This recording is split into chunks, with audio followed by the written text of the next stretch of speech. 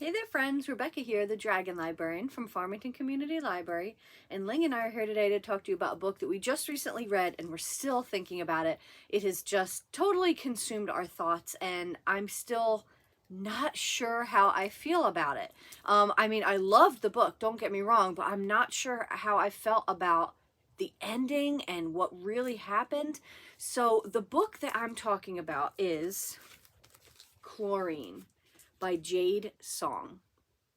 Now, one of the reasons I wanted to talk about this book now is because we are in May. It is Asian American and Pacific Islander Heritage Month. So I wanted to talk about some books that were written by those types of authors or feature those types of characters.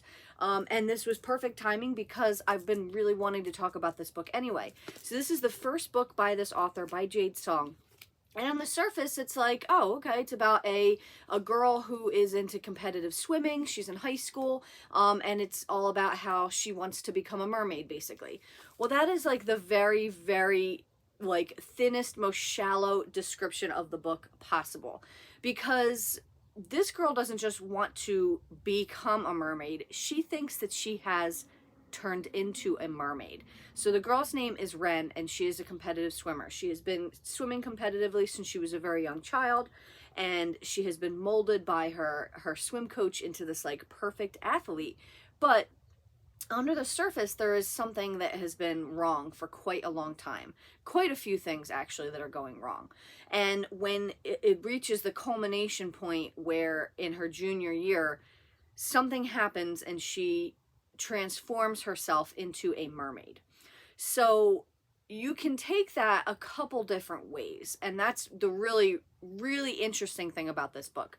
So you can either, even though this is about mermaids, quote unquote, this book is not fantasy. This is literary fiction with a tiny, tiny dash of surrealism or even a little bit of horror, because when she talks about how she has become a mermaid, and I'm not going to tell you how this happens because you're going to have to read this to find out, but when she talks about becoming a mermaid, you have two options as the reader. So you can either choose to take her at face value and believe what she says and be like, okay, there is some kind of magical realism property going on here with this book, and she has actually granted, like, her desire has been made real and she has actually turned into a mermaid. Because the way the book is framed is she's writing this from like the point where she has already become a mermaid. So she's talking about how she's a mermaid and she's going back and telling us how it all happened.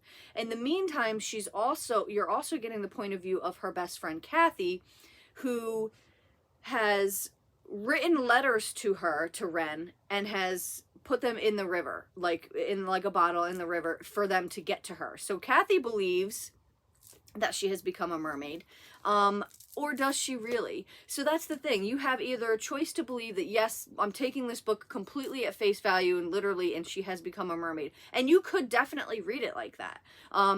It doesn't let you know one way or the other, which is really, really interesting.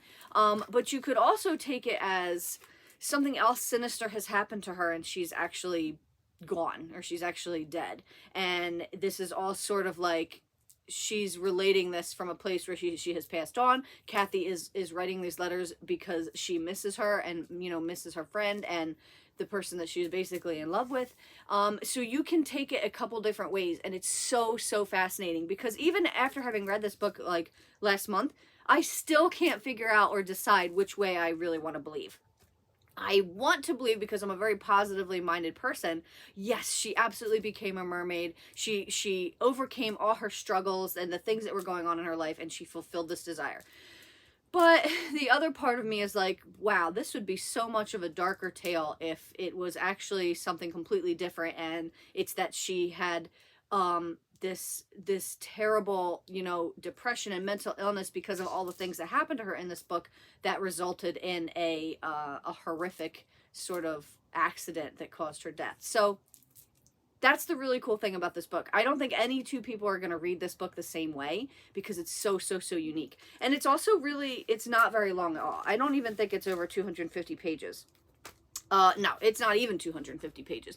So there's a lot contained in this book for it being so small. And I just want to read just like a few sentences of the very beginning of it, just so you get the sense of the tone of this book, okay? Mermaids are not born. We are made. I burst into being when I was 17 years old. I became a mermaid not as a pearl in a clamshell, but as a girl in a locker room shower stall at the University of Pittsburgh pool during my junior year of high school. I alone saw myself as a rightful mermaid, finally free of my short and pitiful life as a human girl. The others assumed I remained whatever they perceived of me before I ascended, but those were their impressions, their perceptions. As a top competitive swimmer, Jim believed me still his athlete, who won races, meets, and points for him and his team. As a best friend, even Kathy presumed me remaining a girl. Her girl. They were all wrong. I also want to point out that when she's talking about mermaids in this book, we're not talking about the like Disney fantasy mermaids of like happily swimming along and singing and loving humans. No, we're talking about mermaids from folklore who like deliberately lure sailors to their deaths and have like this extreme power. Because that's really important in this book, because when you get down to it, this book is not about a girl who wants to be a mermaid. This book is about personal agency. And basically, this girl has been molded by the swim coach since she was young. She's been molded by her parents' expectations of her and by society's expectations of her, not only as a young woman, but as an Asian American woman.